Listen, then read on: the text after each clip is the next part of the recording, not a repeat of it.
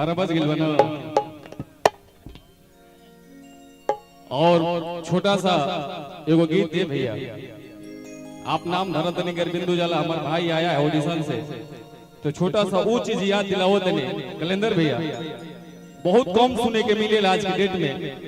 आज जब कैलेंडर भैया लेखा भैया हमारे जब मंच पर रहेला तो हम चाहिए ना कि नया नया चीज कुछ सुनाई। ऐसे तो एल्बम के बहुत सारा गीत बा, हमार एल्बम ममता के मोल माँ बेटा पे थोड़ा सा है वो हाँ बा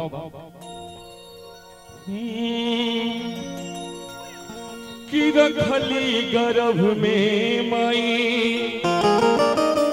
आज माई के अंतिम विदाई बा, कैसे दो लाइन होते नहीं कि रखली गर्भ में माई,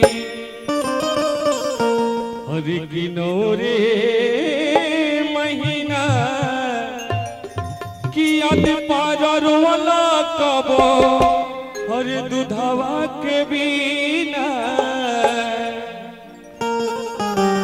कि बाबू माई सोचले बेटा कि बनी सहारा, कि मेहरी के आते उता हो गईला किनारा,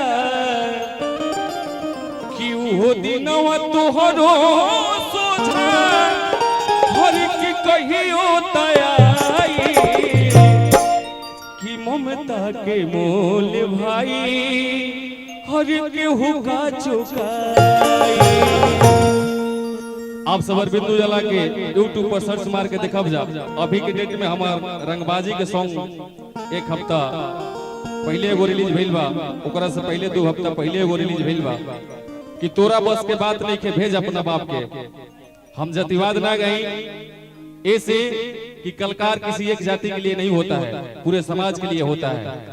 इसलिए कभी भी अरविंदु जाला का सॉन्ग सुनिएगा तो अलग मिलेगा आप लोग को। और देखिए मैं उस जब हम लोग छोटे छोटे अपने गांव में जब रहते थे, खेलते थे, कूदते थे, अब तो गांव में जाने को मौका भी बहुत कम मिलता है।